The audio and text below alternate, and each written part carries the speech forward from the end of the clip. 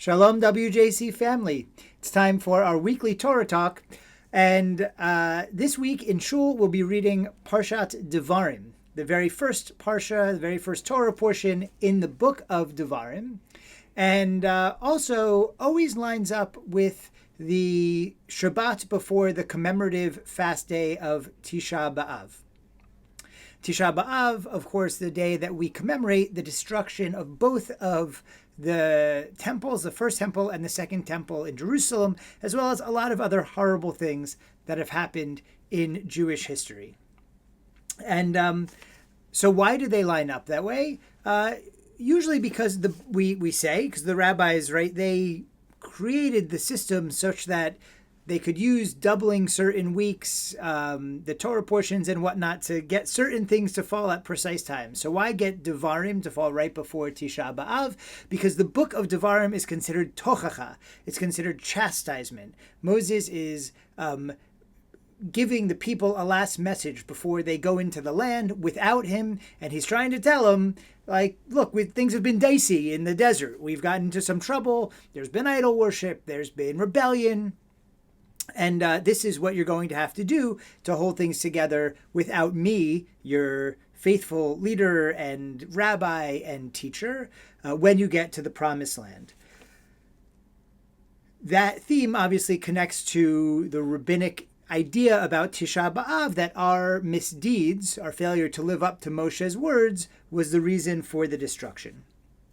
Anyway, I was teaching this in Shul this morning, and Moses starts out, the very first thing he starts out talking about is the assignment of judges. And he says, I cannot bear the burden of you by myself.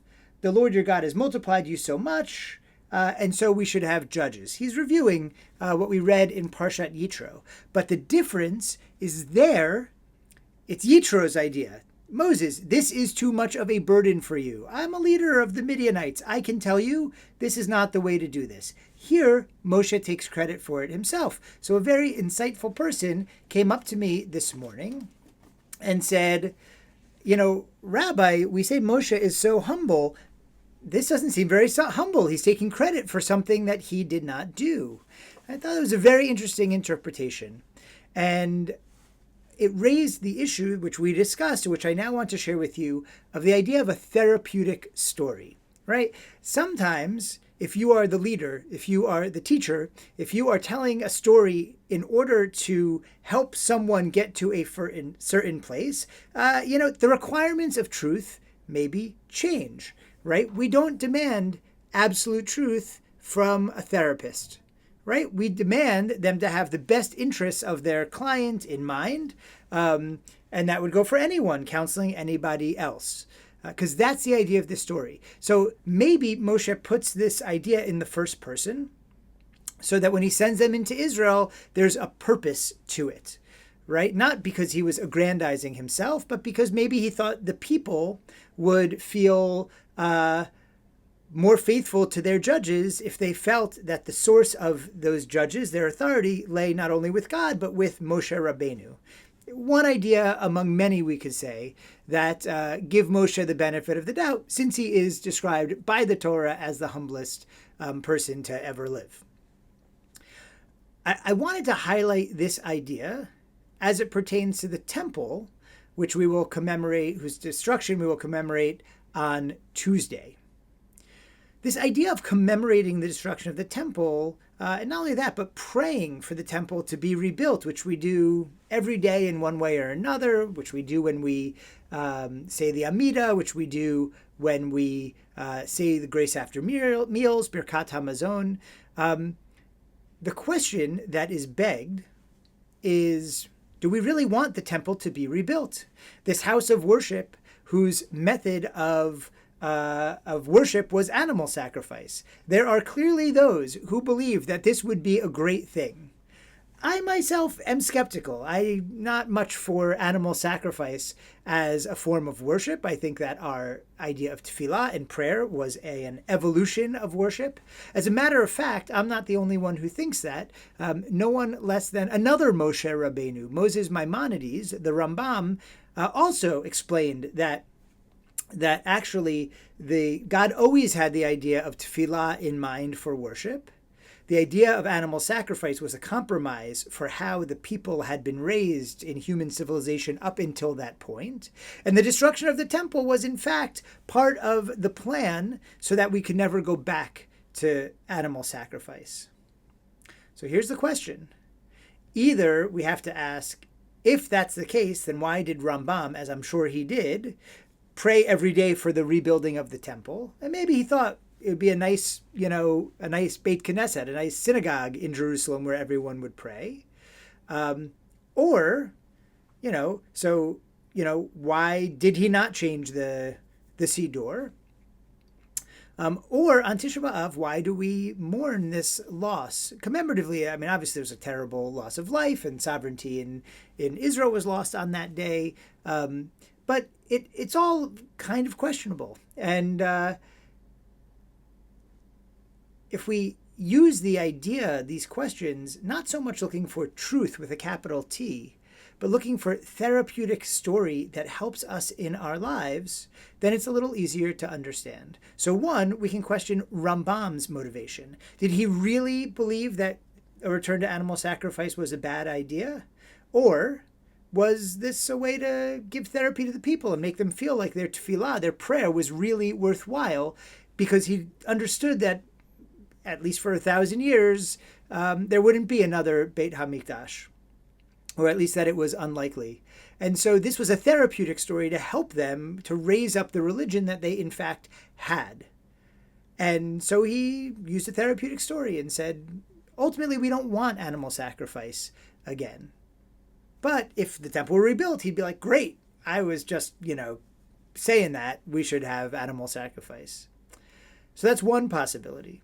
We can also put it on the other hand that, no, in fact, we don't want animal sacrifice again, but by raising up the memory of worship in Jerusalem, by raising up this sense and re-invoking the story. Maybe it's not the animal sacrifice about the temple in Jerusalem that was the most important, but maybe it was this idea of like a sense of God's presence close within the society, the idea of a pilgrimage, of everybody coming together in one place to celebrate these holidays all together, the idea of a kohanut, of a priesthood, going from generation to generation, whose job it was to take care of the religious needs of the people and of the state in an ideal way. All of this maybe also has a therapeutic purpose. So although we don't really believe that we want to go back to making sacrifices in a temple in Jerusalem, all of the ideas that are encompassed in that are still worth our invoking, a therapeutic memory, a therapeutic story. It's all very complicated. And as Tisha B'Av comes, maybe that's okay. We live in a complicated time, and there's plenty of things that are confusing. If we look for absolute truth, look, you can always find absolute truth for yourself. Maybe even that is accepted by others, but is it actually the absolute truth? Well, this other guy over here has absolute truth also. The Torah, I don't think, is a book of absolute truths. My own take, and you can view it that way if you want, but I view it as a book of absolute truths, like lowercase t, a book of values and ideas and stories that challenge us to raise us up in our struggle to grapple with them to a higher ethical level, to be facing these moral questions and moral decisions all the time. The Torah in itself is not a book of history per se, although it is rooted in our origin stories and our lore. But the Torah is, in fact, I would encourage us to approach it just like I would encourage us to approach Tisha B'Av or Yom Kippur as a therapeutic opportunity. But we would now call, in modern parlance, cognitive behavioral therapy, right? The Torah is CBT and Jewish ritual and Jewish religion and the hearkening back to history and times gone by in a way of reverence and looking for the meaning and the reasons. All of that is cognitive behavioral therapy. All of that is psych tricks, and to raise up these deeper truths that have the opportunity to guide us.